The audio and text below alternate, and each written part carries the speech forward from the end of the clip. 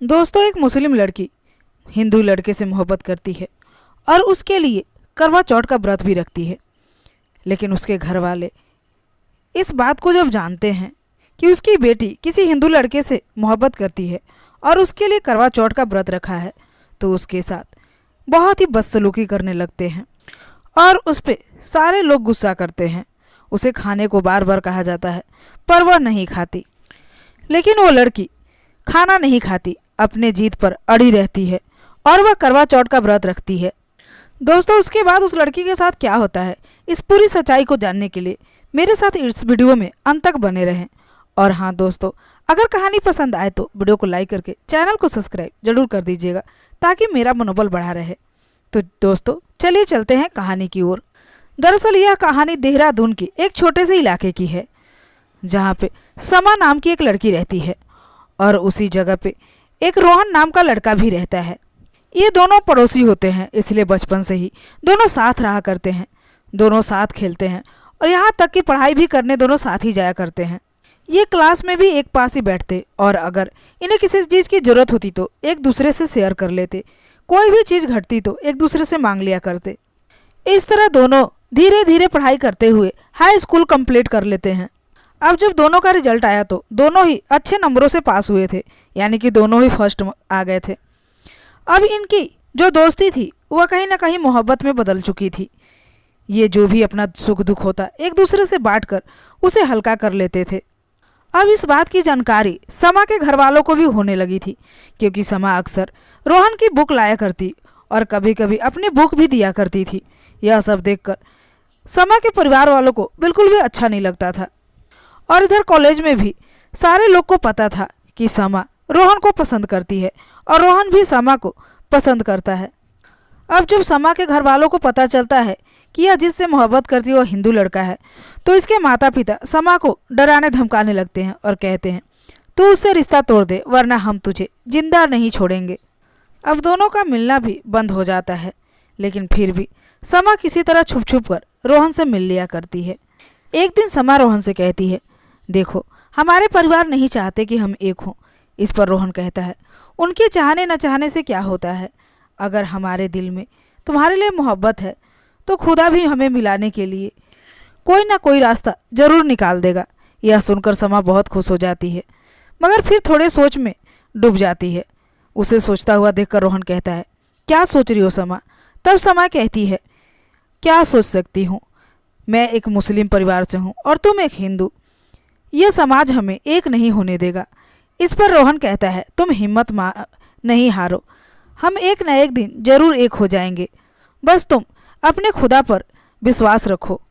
थोड़ी देर चुप्पी के बाद समा कहती है, रोहन तुम मुझे कितना चाहते हो? इस पर रोहन कहता है, मैं तुम्हें बता नहीं सकता कि मैं तुम्हें कितना चाहता हूँ, बस तुम इतना जान लो कि तुमसे ज़्यादा किसी और को मैं चाह नहीं सकता। इस पर समा कहती है, रोहन मेरे दिल में भी तुम्हारे लिए बेपनाह मोहब्बत है।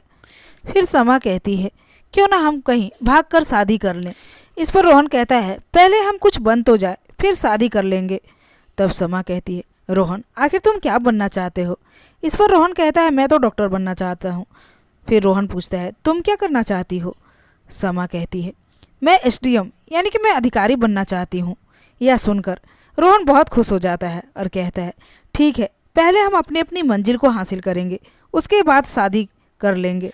लेकिन थोड़ी देर में रोहन कहता है, अगर तुम अधिकारी बन गई और मैं कुछ नहीं बन पाया तो क्या तुम मुझसे शादी करोगी? इस पर समा कहती है, चाहे तुम कुछ भी बनो या न बनो, शादी तो मुझे सिर्फ तुमसे ही करना है। अब दोनों आपस में मिलना जुलना कम कर देते हैं और अपनी अपनी पढ़ाई में लग जाते हैं। इधर समा के घर वाले भी उस पर कड़ी नज़र रखते हैं ताकि वो घर से निकलकर कहीं उस लड़के के साथ भाग न जाए। अब जो समा होती है वह मुस्लिम पर्वों के साथ साथ हिंदू वाले सारे पर्व मनाती है, दशहरा, दीपावली, होली। यह सब देखकर उसके घर वाले गुस्सा करते हैं और कहते हैं, तू हिंदू वाला पर्व क्यों मनाती है? इस सब पर्व को तुझे नहीं मनाना है, तो सिर्फ अपने पर्व को ही मनाया कर। इसी बीच एक दिन समा अपनी माँ से कहती है, माँ मैं आपकी बातों को हर वक्त मानती आई हूँ, लेकिन आज मेरी बात आप एक मान लीजिए। इस पर उसकी माँ कहती है, बोलो क्या बात है? तब समा कहती है, माँ मुझे एसडीएम बनना है, मुझे इसके लिए पढ़ाई करने दिल्ली जाना होगा, क्या तुम मुझे दिल्ली भेज सकती हो? उसकी माँ कहती है, मैं तुम्हारे अब्बू से बात करके देखती हूँ, अगर वो रेडी हो जाते हैं तो हम तुम्हें भेज देंगे। अब समा की जो अम्मी होती है वो अपने शौहर को उसकी पढ़ाई के लिए मना लेती है और फिर समा पढ़ाई करने के लिए दिल्ली चली जाती है।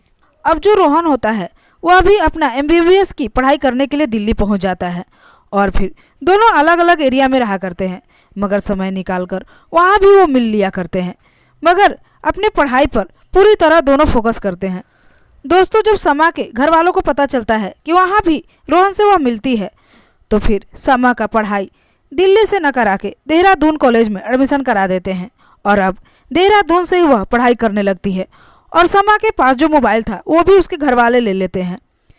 अब जो रोहन है वो समा से ना तो बात कर पाता है और ना ही मिल पाता है। अब दोनों ही एक दूसरे से मिलने के लिए बेचैन थे, मगर मिल नहीं पा रहे थे।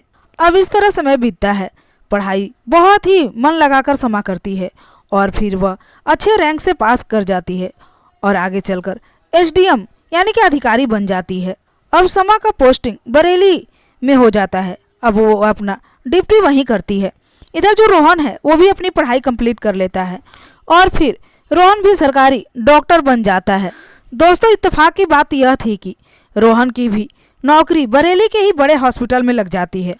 अब वहाँ पे रोहन गरीबों की बहुत मदद करता है। सरकारी डॉक्टर होते हुए भी रोगियों का इलाज बहुत ढंग से करता है, इसलिए उसका नाम चारों तरफ वहाँ फैल जाता है। अब जो समा थी वो अपने ड्यूटी में लगी रहती है। एक रोज़ समा रूम पे थी, तभी उसके पेट में अचानक दर्द होता है। वह दर्द के मारे चीखने लगती है। इस पर उसके ड्राइवर ने उसको गाड़ी में बैठाकर हॉस्पिटल लेकर जाता है। चूँकि वहाँ रोहन का बहुत, तो उसका ड्राइवर रोहन के पास ही लेके चला जाता है। हॉस्पिटल में जाने के बाद उसके जो कंपाउंडर होते हैं वह समा का देख रेख करते हैं और कहते हैं कि थोड़ी देर में डॉक्टर साहब आएंगे तो आपका चेकअप कर देंगे। अब कुछ देर हो जाता है। जब डॉक्टर साहब नहीं आते तो उन्हें बुलाने के लिए कॉल किया जाता है और बताया जाता है कि SDM साहिबा का तबीयत खराब है। वह एक SDM का नाम सुनते ही भागे भागे हॉस्पिटल चला आता है और उस वार्ड में जाता है जिस वार्ड में SDM महिला भर्ती थी। लेकिन जैसे ही उस बेड की तरफ देखता है तो देखकर दंग रह जाता है और खुशी के मारे उसकी आंखों से आंसू निकल आते हैं। और अब इधर जो समा होती है वो भी रोहन को पहचान लेती है। दोनों की आंखों में आंसू आ जाते हैं। उसके बाद रोहन उसका चेकअप करता है और कुछ दवाइयाँ देता है। देने के बाद उसे आराम करने को कहता है। तब समा कहती है, मैं अब बिल्कुल ठीक हूँ, मुझे अब कुछ नहीं हुआ है। अब दोनों में थोड़ी बहुत बात होती है। उसके बाद रोहन कहता है, आप घर चले जाइए, यहाँ बहुत सारे लोग हमें देख रहे हैं।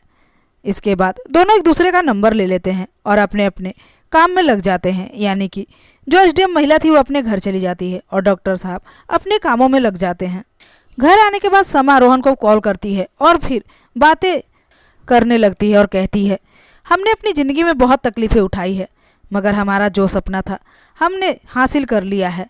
इस पर रोहन कहता है, जो होना होता है सो ही होता है। मैं 2 सालों से आपका फ़ोन ट्राई करता रहा मगर आपका फ़ोन नहीं लग रहा था। इस पर समा कहती है, मेरे घर वालों ने मेरा फ़ोन छीन लिया था और मेरे पास कोई मोबाइल भी नहीं था। लेकिन ऐसा नहीं कि मैं आज आपसे मोहब्बत नहीं करती, मैं आज भी आपसे उतना ही मोहब्बत करती हूँ जितना मैं पहले करती थी। अब समा कहती है कि रोहन, अब क्यों ना हम एक दूसरे से शादी कर लें। इस पर रोहन कहता है, आपके घर वाले क्या मानेंगे, क्योंकि आप एक इस्लाम धर्म की हैं और मैं हिंदू धर्म का हूँ। इस पर समा कहती है, अब हम अपनी अपनी मंजिल को हासिल कर लिए हैं, इसलिए घर वालों को मना कर शादी भी हम एक दूसरे से कर लेंगे। आप बस यह बताओ कि आप राजी हो या नहीं।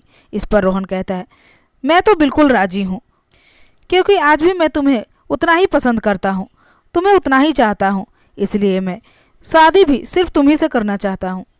इन सब बातों के बाद समा कहती है कि ऐसा करते हैं, कल का दिन हमारे लिए शुभ होगा, क्योंकि कल बसंत पंचमी है और हम एक मंदिर में जाकर हिंदू रीति रिवाज से शादी कर लेंगे। अब ये दोनों अपने घर वालों को कुछ भी नहीं बताते और चुपके से जाकर हिंदू रीति रिवाज से दोनों शादी कर लेते हैं।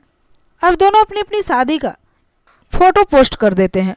समा के घर वाले यह सब देखकर समझ जाते हैं कि पढ़े लिखे समाज में ये सब आम बात है।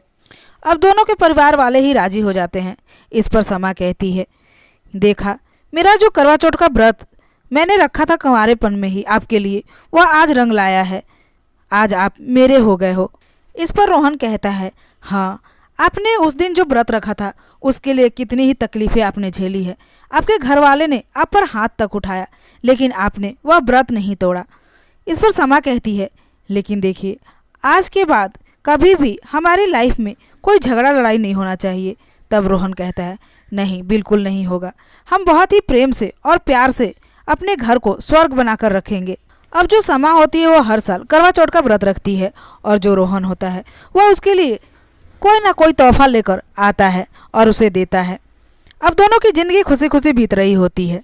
दोस्तों, समा एसडीएम अधिकारी होते हुए भी रोहन से शादी करने को तैयार थी, क्योंकि वह रोहन से बचपन से ही मोहब्बत करती थी। तभी तो उसने कंवारे में ही करवा चौथ का व्रत रखा था। दोस्तों, तभी तो कहा जाता है कि अगर किसी को पूरी शिद्दत से चाहो तो पूरी कायनात मिल जाती है आपको मिलाने में। तो दोस्तों, ये थी आज की कहानी। कहानी पसंद आए तो वीडियो को लाइक करके चैनल को सब्सक्राइब जरूर कीजिएगा। तो आज के लिए इतना ही, मिलते हो अगले वीडियो में। तब तक के लिए नमस्कार।